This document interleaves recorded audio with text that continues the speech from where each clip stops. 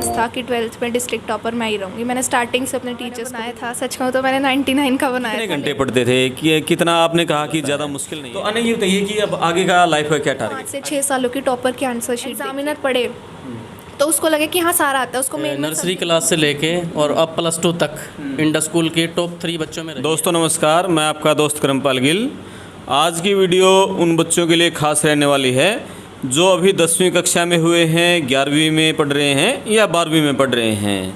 उन सभी बच्चों को, देश के उन सभी बच्चों को आज की वीडियो ज़रूर देखनी चाहिए जो कि ह्यूमैनिटीज़ के स्टूडेंट हैं 11वीं के और 12वीं के, कि वो जो 12वीं की बोर्ड की कक्षा है उसमें अच्छे अंक कैसे हासिल कर सकें। आज हमारे साथ बिटिया आन्या शर्मा है जिन्होंने सीबीएसई की 12वीं कक्षा में 98% से ज़्यादा अंक हासिल किए हैं। इनके पास जो स्ट्रीम थी वो आर्ट्स थी, जिसे ह्यूमैनिटीज़ कहते हैं या हिंदी में मानविकी कहते हैं। आज हम आन्या शर्मा बिटिया से बात करेंगे किस तरह से पूरे साल उन्होंने पढ़ाई की रणनीति बनाई, क्या उन्होंने कोई कोचिंग भी ली और क्लास में जो स्टूडेंट अपना टीचर्स थे उनसे कैसे मदद लेती थी।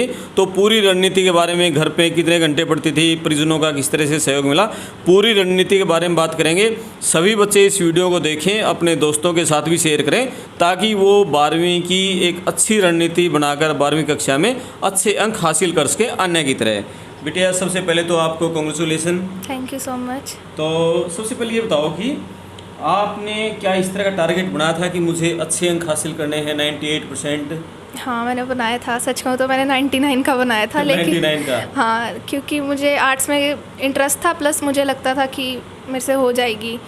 अच्छी मतलब अच्छी स्ट्रीम है काफ़ी, जिनको बेसिक नॉलेज है उनके लिए तो स्पेशली, और जो न्यूज़पेपर वगैरह में इंटरेस्ट रखते हैं। और मतलब ऐसे कोई हार्ड सी स्ट्रीम नहीं है कि आपको मतलब सारा दिन ही पढ़ना पड़े। अगर आप बेसिक से लेके चलोगे तो आप इजीली इसमें अच्छे मार्क्स वो कहाँ फिर लगा चूक हुई जो थोड़े से नंबरों की?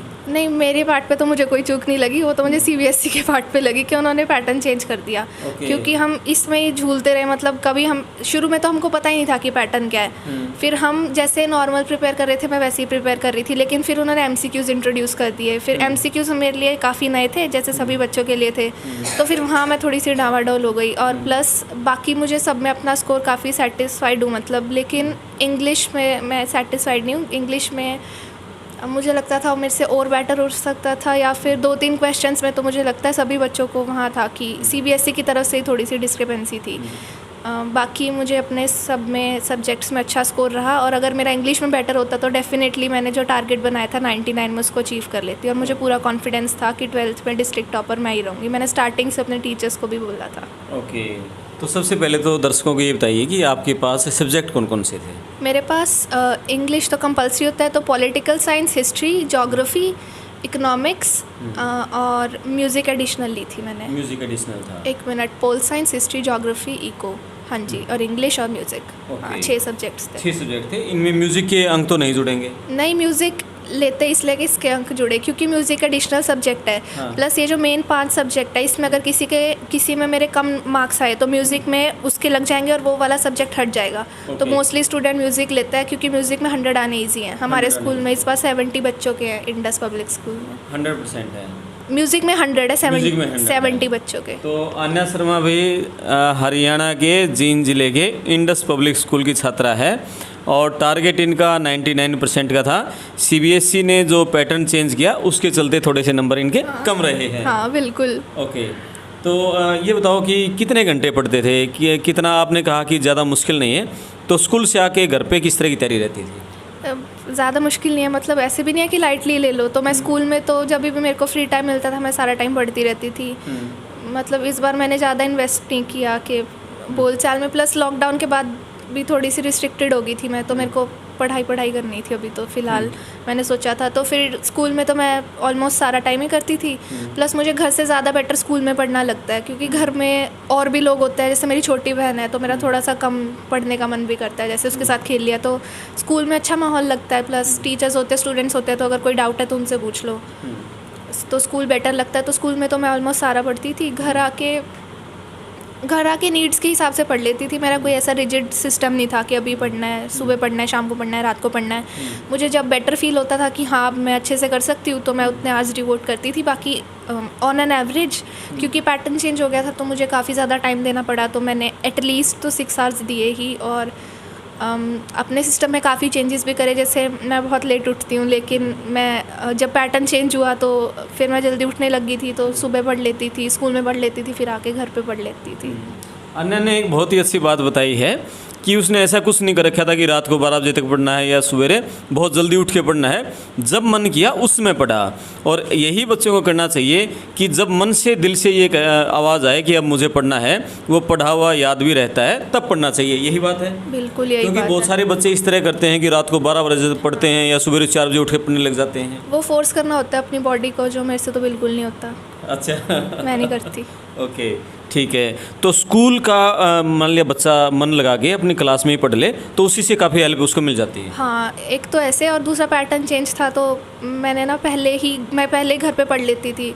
फिर जो स्कूल में टीचर्स पढ़ाते थे फिर वो 2 टाइम रिवीजन हो जाता था, फिर दोबारा पढ़ लो, फिर एनसीईआरटी क्वेश्चंस पढ़ लो। बस ऐसे ही नॉर्मल चीज़ें करनी है, कोई ऐसे मतलब ऐसे नहीं है कि टॉपर का कोई स्पेशल रूल है। बस उसको बार बार पढ़ते रहो। जैसे मैंने हिस्ट्री के अपने चैप्टर्स ऑन एन एवरेज कम से कम एक चैप्टर 10 बार पढ़ा होगा। ओके। स्टार्टिंग में सब्जेक्टिव में नहीं पढ़ा, ऑब्जेक्टिव में पढ़ा था, क्योंकि उसमें मैं श्योर नहीं थी, प्लस मुझे थोड़ा सा डाउट था, और हिस्ट्री में थोड़ा सिलेबस भी ज़्यादा होता है, तो अपने नीड्स वाइड्स आपको अलाइन करना पड़ेगा। ऐसा अपनी नीड्स के हिसाब से, मतलब ऐसे नहीं कि जो मैं बोल रही हूँ, जो कोई टॉपर बोल रहा है, जो स्टूडेंट्स बोल रहे हैं आपके आसपास के, आपको खुद देखना पड़ेगा आपका कितना सिलेबस रहता है और कितना नहीं रहता। और सबसे बेस्ट ट्रिक जो मैंने फॉलो की थी वो ये थी कि मैं रात को सोने से पहले ही 5 लिस्ट बना लेती थी कि कौन से सब्जेक्ट का क्या क्या काम करना है। उससे होता था कि मेरे माइंड में एक मोटिव सेट होता था कि अगले दिन मुझे ये तो करना ही है, और उससे बाउंड्री सेट हो जाती है एक दिन का इस काम। और ऐसे मैं मतलब टोटल डेज कैलकुलेट कर लेती थी, और मेरा सिलेबस सच बताऊँ तो पहले ही हो गया था जैसे स्कूल में चलता था। ओके, तो एक और आपने अभी बताया कि जैसे जो टीचर थे उससे पहले आप पढ़ लेते थे, यानी कि आपको ये लगता था कि आज टीचर 5वां लेसन पढ़ाएंगे तो उसको पहले से घर से पढ़ के चले जाते थे। हाँ, बता देते थे टीचर्स भी वैसे तो। एक कल ये लेसन करेंगे तो वो खुद से पहले से पढ़ लेते थे। हाँ। एक मोटा मोटा एक ये हो जाता था कि इस सब्जेक्ट के बारे में टीचर उसको क्लियर कर देते थे। हाँ, चाहे मेरे को समझ आए या ना आए, लेकिन पहले पढ़ा हुआ होता है ना तो अच्छे से दिमाग में याद रहता है। प्लस टीचर पढ़ाता है तो आपके दिमाग में एकदम से क्लिक करता है कि हाँ ये तो मैंने पढ़ा था वहाँ पे, फिर वो रिवाइज भी हो जाता है। प्लस ये बहुत अच्छी बात बताई है भाई, मेरे को कई टीचर्स ने भी बात बताई है।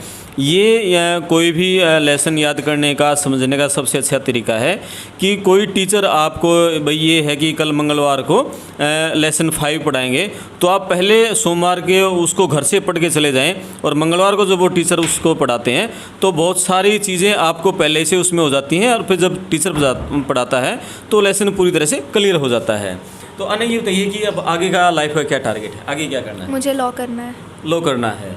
हाँ, तो फिर मैं उसके लिए भी CUET दे रही हूँ, और अगर उसमें मेरा अच्छे कॉलेज में एडमिशन हो गया तो दिल्ली यूनिवर्सिटी का मैंने फ़िल किया है, तो वहाँ से मैं BA करूँगी पहले, फिर उसके बाद 3 साल की LLB, तो 3+3 6 ईयर प्रोग्राम हो जाएगा मेरा LLB का। ओके। BA+LLB। जुडिशरी में जाना है या वकालत करनी है? ऐसे मैंने अभी डिसाइड नहीं करा। ओके। जब मैं वहाँ जाऊँगी तब मेरे को अपना पता चल जाएगा। ओके, अभी सिर्फ ये है कि मुझे लॉ करना है। तो लॉ करना है तो पहले तो ये फैसला हम मन में ले लेते हैं कि मुझे जज बनना है या वकील बनना है, अच्छा वकील बनना है। तो इस तरह का अभी तक वहाँ तक क्यों नहीं गोल सेट किया? नहीं, ऐसे चेंज होता रहता है। जैसे कभी कभार आर्ग्यूमेंट्स करने में या फिर लॉजिक से बात करने में, या मुझे कोर्ट काफ़ी मतलब अट्रैक्ट करता है अपनी तरफ, तो मुझे कभी कभार लॉयर अच्छा लगता है। फिर मैं जजेस की लाइफ देखती हूँ तो उनको काफ़ी रिस्पेक्ट मिलती है, वो जैसे अपने आप को मतलब इतने पॉइस्ड रहते हैं और इतने अच्छे से, तो फिर मेरा जज की तरफ मन करता है। फिर मैं कॉर्पोरेट साइड देखती हूँ तो वहाँ पे प्लेसमेंट्स अच्छी होती हैं, फिर मेरा वहाँ मन करता है।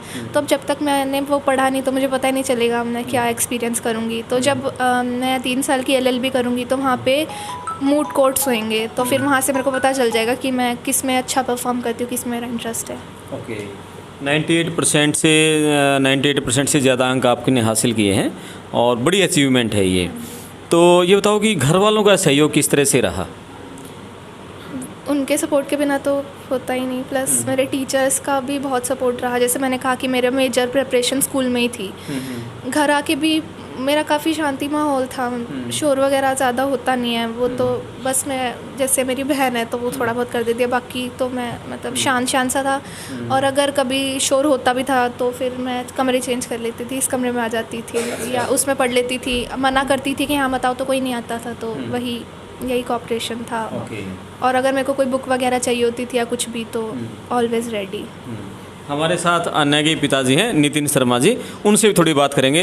नितिन जी नमस्कार। नमस्कार सर। सबसे पहले तो बधाई हो आपको। आपको भी तहे दिल से सबको। नितिन जी ये बताइए कि बिटिया ने इतनी अच्छी अचीवमेंट हासिल की है, 98% से ज़्यादा अंक हासिल किए हैं, तो किस तरह से आप लोग बिटिया का केयर करते थे जब ये पढ़ती थी? भाई बिटिया को पढ़ाई में कोई व्यवधान नहीं करना है, लड़कियों से घर के बहुत सारे काम होते हैं, क्या इस तरह कैसा आपने इसको मतलब सहयोग किया? बिटिया बिल्कुल फ्री है, घर के काम की उसके ऊपर कोई जिम्मेवारी नहीं रखी गई कभी भी। और कंसिस्टेंसली नर्सरी क्लास से लेके और अब +2 तक इंडा स्कूल के टॉप 3 बच्चों में रही है हमेशा। और ये पहले से पूर्ण विश्वास था कि ये टॉपर ही आएगी। हाँ, मेरा अपना विश्वास भगवान के प्रति ये था और बिटिया के प्रति कि ये इंडिया टॉपर हो CBSE की, लेकिन डिस्ट्रिक्ट टॉपर भी इससे कम, मेरे लिए इससे कम नहीं है। मेरे लिए तो ये इंडिया टॉपर है। बिल्कुल 98% अंक हासिल किए हैं, बड़ी अचीवमेंट है। तो ये बताओ कि आपने कभी बिटिया को ये कहने की ज़रूरत पड़े कि बेटा पढ़ लो, या कभी टोका टोकी, जैसे मोस्टली बच्चों के साथ घरों में टोका टोकी बहुत रहती है, भाई अभी खेलने नहीं जाना, सारा दिन खेलते रहते हो, आज स्कूल से आने के बाद एक बार की किताब नहीं उठाई, कभी इस तरह का कहने की ज़रूरत पड़ी? वो हमारा टाइम था, वो माहौल हमारे टाइम में था। लेकिन मैं तो जब भी घर आता हूँ दिन में लंच के लिए या शाम को शॉप से घर आते हैं तो हमेशा बुक्स खोलने मिलती है बिटिया, इसलिए वो तो कभी सोचने का भी कहने की ज़रूरत नहीं पड़ी, दिमाग में आई नहीं बात। और दूसरा, कोई भी टेस्ट हुए, मंथली टेस्ट हैं, रिवीजन टेस्ट जो भी हैं, दिसंबर टेस्ट हैं, तो हमेशा उसमें 98, 99, 98, 99, तो फिर वो बोलने की ज़रूरत कभी भी महसूस नहीं हुई। बिल्कुल बिल्कुल। तो बेटा ये बताओ कि जो बच्चे अभी 10वीं में हैं, 11वीं में हैं और 12वीं में हैं, उनके लिए क्या मैसेज देना चाहोगे? किस तरह से वो तैयारी करें और आपकी तरह अच्छे अंक हासिल कर सकें? किस तरह से वो प्लानिंग करें? क्योंकि बहुत सारे बच्चे तो इसी बात में कन्फ्यूजन रहते हैं, सुबह जल्दी उठ के पढ़ें, रात को 12 बजे तक पढ़ें, और किस टाइम पढ़ें, गेम छोड़ देते हैं बच्चे, बड़ा प्रेशर फील कर लेते हैं। अपनी वो तैयारी किस तरह से करें? मैं तो अपने सब्जेक्ट्स के लिए बता सकती हूँ। तो ह्यूमैनिटीज़ के हाँ, तो सबसे पहले तो सिलेबस का पता होना चाहिए, क्या सिलेबस है। दूसरा, अगर CBSE ने सैम्पल पेपर रिलीज़ कर दिया तो उसके हिसाब से पढ़ना चाहिए। जैसे हमारे टाइम में फर्स्ट टर्म में बहुत लेट सैम्पल पेपर रिलीज़ हुए थे, तो मैंने जैसे अपनी प्रिपरेशन की थी MCQs की, उससे कम्प्लीटली ऑपोजिट आए थे वो। तो फिर मेरे को दोबारा से उसको देख के समझना पड़ा कि कैसे क्वेश्चन आए, और फिर उसी के अकॉर्डिंग मैंने प्रिपरेशन की। दूसरी बात ये, अगर समझ नहीं आता तो अपना जो फ्रेंड सर्कल है वो अच्छा रखना चाहिए। और +1 +2 के बच्चों की मेन प्रॉब्लम तो मुझे यही लगती है कि उनकी डायरेक्शन ही सही नहीं होती। काफ़ी बच्चे जो 10th में अच्छे होते हैं वो +2 में आके दूसरे डायरेक्शन में चले जाते हैं, तो पढ़ाई से काफ़ी दूर हो जाता है। और मेन इसमें कंपनी का होता है। तो मेरी कंपनी हमेशा ब्राइट स्टूडेंट्स की रही है।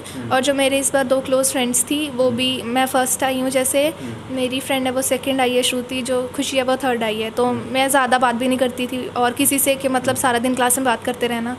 तो मैंने अपना सर्कल भी लिमिटेड रखा, प्लस जितना रखा उतना अच्छा रखा। और कुछ मेरे को डाउट होता था तो मेरे टीचर्स काफ़ी हेल्पफुल हैं, कभी भी मैं फ़ोन कर लेती थी या कभी मैसेज कर लेती थी। और मुझे लगता है नेट पे भी काफ़ी मटेरियल अवेलेबल है, तो वहाँ से भी कर सकते हैं। तो बुक्स वगैरह की वैसे भी कोई कमी नहीं है नेट पे। और डाउट्स वगैरह मुझे काफ़ी होते थे तो टीचर्स से या स्टूडेंट से मैं वो क्लियर कर लेती थी। और रिपीटेडली पढ़ती रहती थी एक ही चैप्टर को, तो वो अपने आप याद हो जाता था। तो फर्स्ट टर्म का तो यही है, MCQs के हिसाब से आपको देखना पड़ेगा आपको कैसे पढ़ना है, अपनी नीड्स के हिसाब से पढ़ना है। किसी ऐसे नहीं कि अब इतना ही है तो मतलब इतने बजे से इतने बजे ही पढ़ना है। जब आपकी मतलब प्रोडक्टिविटी मैक्सिमम हो तब पढ़ना चाहिए। दूसरा, सब्जेक्टिव के लिए मैंने हमेशा पेपर से पहले सैम्पल पेपर सॉल्व किए हैं। मैं सच बताऊं तो मैंने कभी भी जैसे इंग्लिश का पेपर है, इंग्लिश में मेरे को लगता है मेरी थोड़ी सी वीक है। जैसे मेरे फर्स्ट टर्म में कम नंबर आए थे, लेकिन मुझे सब्जेक्टिव में अच्छे चाहिए थे। तो मैंने ये स्ट्रैटेजी अपनाई थी कि मैंने rather than reading the whole chapters, मैंने सिर्फ वो सैम्पल पेपर करे थे। उससे मेन बेसिक पॉइंट्स तो आई गई, मुझे रीडिंग स्पीड भी हो गई। और मैं पहले ही पेपर अटैम्प्ट मतलब जैसे वो हमारा जैसे सीबीएसई ने सैम्पल पेपर रिलीज़ किया था तो मैंने वो पहले नहीं पढ़ा था, मतलब इन द सेंस कि मैंने वो पेपर के दिन ही लिख के सॉल्व किया था। वैसे मैंने उसका सिर्फ ओवरव्यू लिया था क्योंकि मैंने ये देखने के लिए कि मुझे पढ़ना कैसे है, लेकिन मैंने वो उसको बाद के लिए रखा था कि मैं पेपर से पहले यही सॉल्व करके जाऊँगी, और मोस्ट ऑफ द पार्ट मेरा वहाँ से कवर हो गया था। ऐसे ही मैंने सभी सब्जेक्ट्स के लिए किया, उनका सैम्पल पेपर तो मैंने लिख के देखा ही, प्लस दूसरे ओसवाल के सैम्पल पेपर्स मैंने एक दो सॉल्व कर लिए, अपने टाइमिंग्स नोट कर ली, खुद ही चेक कर लिया, देख लिया क्या कमी है, प्लस मैंने हर चीज़ में टॉपर की आंसर शीट ज़रूर देखी है, और सिर्फ 1 साल की नहीं, पिछले 5 से 6 सालों की टॉपर की आंसर शीट देखी है। प्लस अपने टीचर से पूछ लिया कि बच्चे क्या क्या गलती करते हैं, और सिर्फ आर्ट्स के टीचर से नहीं, सभी से पूछा, मतलब साइंस की स्ट्रीम वाले मेरे एक सर है मैथ्स के, उनसे भी पूछा, उन्होंने भी मुझे काफ़ी जनरल टिप्स बता दी कि कैसे क्या करना है। जैसे छोटी छोटी चीज़ें होती है, अब के पेपर के लास्ट में PTO लिख दो, please turn over, lines draw कर दो, हेडिंग बना दो, और पेन दूसरे यूज़ नहीं करने थे, सिर्फ ब्लू यूज़ करना था। तो मैंने क्या अपनाया कि ताकि हाईलाइटेड रहे कुछ टेक्स्ट, तो मैंने एक तो लेज़र का पेन ले लिया जो थोड़ा ब्राइट एंड अप होता है, एक फेडेड ले लिया, तो ब्लैक ब्लू का उन्होंने हालांकि मना किया था, लेकिन मैंने ब्लू पेन से ही वो हाईलाइटेड चीज़ भी कर दी, मेन पॉइंट्स को अंडरलाइन कर दिया, तो ताकि जब एग्जामिनर पढ़े तो उसको लगे कि हाँ सारा आता है, उसको मेन में सब दिखता है, वो सब चेक करता है, छोटी मोटी गलती उसको दिखती ही नहीं क्योंकि सारा अंडरलाइंड और हाईलाइटेड होता है। लाइन्स ड्रॉ कर दी, और काफ़ी नीट एंड क्लीन पेपर किया था मैंने, तो ये तो मेन थिंग थी जिसने, जो मेरा पेपर नहीं भी अच्छा हुआ था ना मेरे, उसमें भी 100 आए सिर्फ इस वजह से। ओके, ये बहुत अच्छी बात बताई। और एक अच्छी बात इसमें ये निकल के आई कि इन्होंने पिछली बार के जो टॉपर स्टूडेंट थे उनकी आंसर शीट इन्होंने पढ़ी थी, देखी थी। ये नेट पे अवेलेबल है? हाँ, पूरे साल ये पढ़ी थी मैंने, मतलब देखती रही मैं कैसे। CBSE की साइट पे अवेलेबल है? नहीं, और रैंडम साइट्स पे अवेलेबल है, कुछ भी सर्च कर लो वैसे। अच्छा। हाँ। तो उससे कितना फ़ायदा रहा जो दूसरे बच्चों की आंसर शीट आपने देखी? उससे बहुत फ़ायदा रहा क्योंकि देखा उनके कहाँ मार्क्स कटे हैं। 1-2 आंसर्स तो मैंने टॉपर के ही लिखे थे, प्लस मैंने और सैम्पल बुक्स भी थोड़ी सी ली थी, जैसे ओसवाल की। ज़्यादा मटेरियल नहीं लेना, जितना है ना उतने को ही बार करना है। तो हाँ, मुझे ओसवाल की काफ़ी मतलब वैलिड लगती हैं, जो हमारा पैटर्न है उसके हिसाब से। NCERT की ही बच्चे यदि बुक पढ़ें तो? हाँ, पढ़ लो कोई। हाँ, बिल्कुल। ये तो मैंने लास्ट में की थी जब मेरा NCERT पक्का हो गया था। NCERT भी सफिशिएंट है, पर अगर आप दूसरे करते हो तो आपको बेटर प्रैक्टिस हो जाती है लिखने की। यानी कि आप सिर्फ NCERT को ही बार पढ़ेंगे तो उसी में ही आपके अच्छे अंक हासिल हो जाएंगे। आपने पहले NCERT कई बार पढ़ा है, वो बिल्कुल क्लियर होगा, तब वो सवाल किया दूसरी आपने पढ़ी। हाँ, मैंने हिस्ट्री की कम से कम 10 बार पढ़ी है वो किताब, क्योंकि हिस्ट्री में बहुत ज़्यादा मुझे लगता था सिलेबस डेट्स वगैरह। फिर उसके बाद मैंने ओसवाल वगैरह रिकमेंड की, लेकिन मेन मेरा हिस्ट्री का ही रहता था बिल्कुल अच्छे से, मतलब पूरी बुक हाईलाइटेड है मेरी हर अलग रंग से। तो फिर मैंने अपनी तरफ से तो ऐसे कोई कमी नहीं छोड़ी थी, और NCERT बेस्ट है, और जो भी कंसिडर होगा वो NCERT से ही होगा। चाहे आपको खुद को लगता है कि वो गलत है, टीचर को लगता है वो गलत है, लेकिन NCERT ही कंसिडर होएगी। और सबसे बेस्ट फेवरेट सब्जेक्ट कौन सा था आपका? मेरा फेवरेट, सच बताओ तो मेरा कोई फेवरेट नहीं था, टाइम पे डिपेंड करता था। जब मेरे को स्टोरी वगैरह पढ़ने का मन होता था तो मैं इंग्लिश लिटरेचर ले लेती थी। बाकी मैंने एज अ फेवरेट कोई सब्जेक्ट, यानी कि +2 में हमें सभी सब्जेक्ट की बराबर तैयारी रखनी चाहिए। हाँ, मेरा फेवरेट कोई नहीं था, मुझे सभी अच्छे लगते थे। सभी अच्छे लगते हाँ, पर फेवरेट ऐसे नहीं था कि मुझे यही करना है। इंग्लिश मुझे थोड़ी ज़्यादा पसंद थी, लेकिन उसमें नंबर कम आते थे तो मैं दूसरे पढ़ लेती थी। पढ़ लेते थे। और न्यूज़पेपर रूटीन में या स्टोरी बुक्स इस तरह को पढ़ते थे?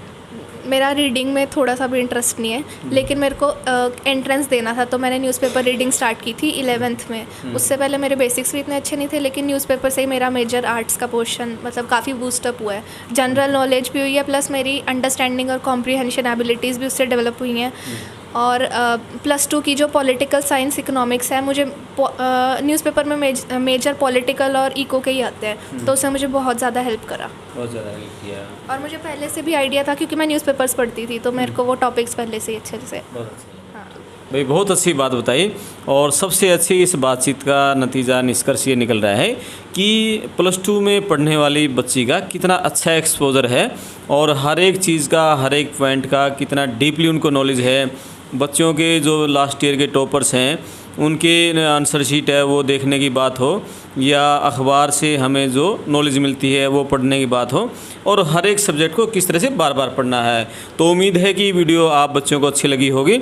इसको अपने दोस्तों के साथ शेयर करें और ज़्यादा से ज़्यादा, जिस तरह से बिटिया ने बताया है कि जब आपका पढ़ने का मन हो उसी समय आप पढ़ाई करें, न कि आप ज़ोर ज़बरदस्ती अपने घर वालों के प्रेशर में भाई सुबह जल्दी उठ के पढ़ना है या रात को देर रात तक पढ़ना है। जब मन करे उस समय पढ़ना चाहिए। हमारे साथ हैं अन्या के दादाजी रमेश शर्मा जी, उनसे बात करते हैं। सर नमस्कार। नमस्कार। सबसे पहले तो बधाई हो आपको, आपकी पोती ज़िले में फर्स्ट आई है। बहुत बहुत धन्यवाद आपका। तो बहुत खुशी हुई जी। तो ये बताओ कि घर में बिटिया को, पोती को कैसा माहौल आप देते थे? बहुत बढ़िया। हम तो ये कहते हैं कि संस्कार बढ़िया होने चाहिए और बच्चे आगे जाके जो है उपलब्धि प्राप्त करें और जिले का नाम रोशन करा बेटी ने। इससे बड़ी खुशी की बात कोई हो ही नहीं सकती। क्या क्या मतलब आजकल के जो बच्चे हैं मतलब एक किताबी कीड़ा कह देते हैं उनको, दिन रात बस उनको पढ़ना। जब देखो किस तरह से आप देखते थे बिटिया सुबह शाम खेलती भी थी या सिर्फ पढ़ती रहती थी? ऐसा प्रेशर नहीं होना चाहिए बच्चे पे। बच्चे का जब दिल करे पढ़े और जब पढ़ना हो तो कंटिन्यूटी होनी चाहिए उसकी बच्चे की और दिल लगा के ही पढ़ना चाहिए। तो अन्य किस टाइम कितना पढ़ती थी? अन्य तो मैं जब भी देखा करता शाम के टाइम कई बार बारजे में बैठ के जब भी किताबें पढ़ा करती और इसका पढ़ाई में शुरू से ही मन है और आगे बढ़ने की शक्ति भी है इसमें और लग रहा है मेरे को आगे जाके कुछ ना कुछ टॉप करेगी। अच्छा, तो कभी जैसे आप बात करते थे तो कभी कहती थी दादाजी इतने अच्छे नंबर आएंगे? वो तो पता लग ही जाता है बच्चे का। जब हम देखते हैं कि सिर्फ पढ़ाई में ही ध्यान है तो बट नेचुरल है कि नंबर अच्छे आएंगे उसके। हमें तो खुशी है इस बात की, कम से कम इसने नाम रोशन करा है घर का और ज़िले का भी और शहर का भी। बिल्कुल बिल्कुल, बहुत बहुत बधाई आपको। और रमेश शर्मा जी अन्या शर्मा के दादाजी हैं। अन्या 12वीं क्लास में जींद ज़िले में टॉपर आई है, 98.2% मार्क्स अन्या गए हैं। तो दादाजी ने बताया कि जब भी वो देखते थे बिटिया बारजे में बैठ के पढ़ती रहती थी और वो शुरू से ही पढ़ाई में उनका अच्छा एक इंटरेस्ट था, रुचि थी और वो लगातार इस जो एक लगन थी उसी लगन के चलते इतने अच्छे अंक हासिल कर पाए। मैं आपका दोस्त करमपाल गिल, वीडियो को शेयर करें। धन्यवाद।